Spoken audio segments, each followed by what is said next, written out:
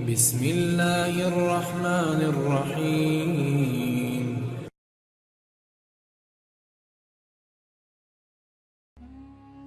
نعمت اللہ شاہ ولی رحمۃ اللہ علیہ کی پیشن گویاں۔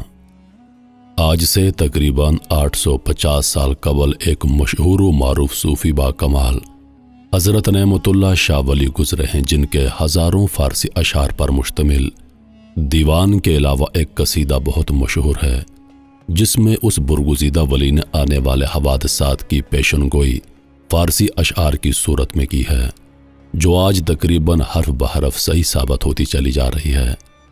قصیدے کے اشعار مختلف حوالوں سے 2000 کے قریب بتائے جاتے ہیں، لیکن ہمیں کافی کوشش کے باوجود کم و بیش 300 اشعار سے زیادہ دستیاب نہ ہو سکے، لہٰذا پیشن گوئی کا یہ انمول قصیدہ ہم سے مزید تحقیق اور جستجو کا مطالبہ کرتا ہے۔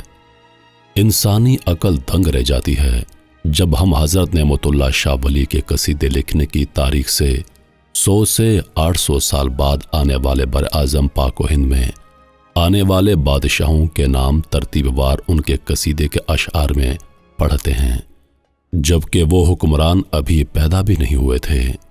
حضرت نعمت اللہ شاہ ولی رحمۃ اللہ علیہ کے کچھ اشعار اور ان کا ترجمہ پیش خدمت ہے۔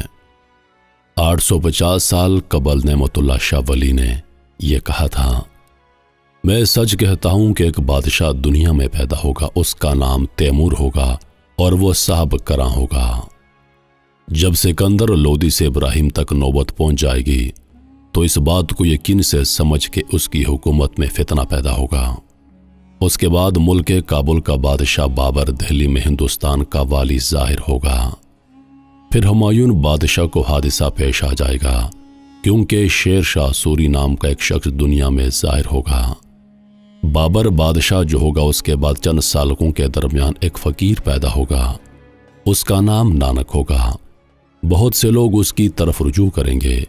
اس بے اندازہ فقیر کا بازار گرم ہوگا اور خوب چرچا ہوگا۔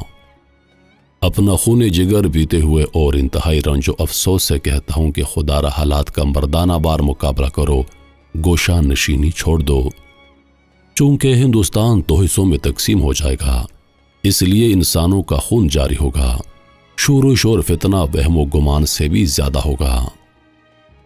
اکثر مسلمان ہندوؤں کے غیظ و غضب سے بے گھر ہو جائیں گے، یعنی مہاجر ہو جائیں گے، اور مسلمانوں کی ناموس و غیرت کا نقصان ہوگا، یعنی مسلمانوں کی عورتیں اور لڑکیاں چھین جائیں گی۔ مسلمان مارے جائیں گے اور تباہ و برباد ہو کر بھاگیں گے۔ ہندوؤں کی ایک نیزہ بند قوم ان پر حملہ آور ہوگی۔ یہ 47 کا واقعہ ہو سکتا ہے۔ مسلمان کی جان اور جائیداد برابر کی سستی ہو جائے گی اور ان کے خون کے دریا بہنے لگیں گے۔ پنجاب کے قلب سے جہنمی کافر خارج ہو جائیں گے اور ان کی جائیداد پر مسلم قبضہ کر لیں گے۔ اس کے برعکس مسلمانوں کے شہر میں یہی واقعہ رونما ہوگا اور ہندو ہر شہر پر قبضہ کر لیں گے۔ اچانک مسلمانوں کو ایک شور سنائی دے گا، کافروں کے ساتھ دلیرانہ جنگ لڑیں گے۔ 1965 کی جنگ میں انڈیا کے کافروں نے مسلمانوں پر اچانک حملہ کر دیا تھا۔ مسلمان اپنے صدر کو صدارت سے اتار دیں گے، اس کے بعد مسلمانوں کو خسارے والی ذلت آئے گی۔ مسلمانوں کا سب سے بڑا شہر سب سے بڑی مقتل گاہ بن جائے گا۔ تباہی اور بربادی ایسی ہوگی کہ گھر گھر کربلا بن جائے گا۔ مسلمانوں کے رہنما در پردہ مسلمانوں کے دشمنوں کے دوست ہوں گے، اپنے گناہ گارانہ وعدوں کے مطابق کافروں کو مدد پہنچائیں گے۔ تو اس وقت کسی کو اہل حق نہیں دیکھے گا، چور اور ڈاکوؤں کے سر پر دستار رکھیں گے۔ جھوٹ و ریاکاری، غیبت، فسق و فجور کی زیادتی ہوگی، قتل، زنا اور اغلام بازی جگہ جگہ ظاہر ہوں گی۔ عیسائیوں جیسے رسم و رواج ہر جگہ رائج ہوگا، بدعت عام ہوگی اور سنت غائب ہو جائے گی۔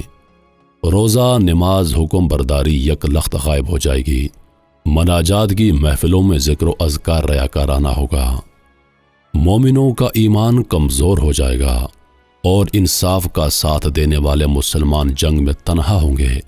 کافر انہیں کثرت سے ایسے فریب دیں گے جیسے کتے کو شکار سے کھانے کے لیے دیا جاتا ہے۔ بنو سلیمان یعنی قوم افغان اللہ تعالیٰ کے خاص فضل و کرم سے باعزت قوموں کی طرح کھڑے ہوں گے اور 100 گنا بہادری سے لڑیں گے۔ غرب کا بادشاہ ان کو دفع کرنے کے لیے حکومت کی اچھی بھاگ دوڑ سنبھالنے والا ظاہر ہوگا۔ مغربی پاکستان کے مسلمانوں پر ذات باری تعالیٰ کا فضل ظاہر ہوگا اور ان کے ہاتھ کام چلانے والے ظاہر ہوں گے۔ حضرت علی کے شیروں میں سے ایک شیر کافروں کو قتل کرنے والا ظاہر ہوگا۔ سرکار دو عالم صلی اللہ علیہ وآلہ وسلم کی دین کی حمایت کرنے والا ہوگا اور ملک کا پاسبان ظاہر ہوگا۔ اپنی امداد کے لیے شمال مشرق سے فتح حاصل کرنے کے لیے غائبانہ امداد آئے گی۔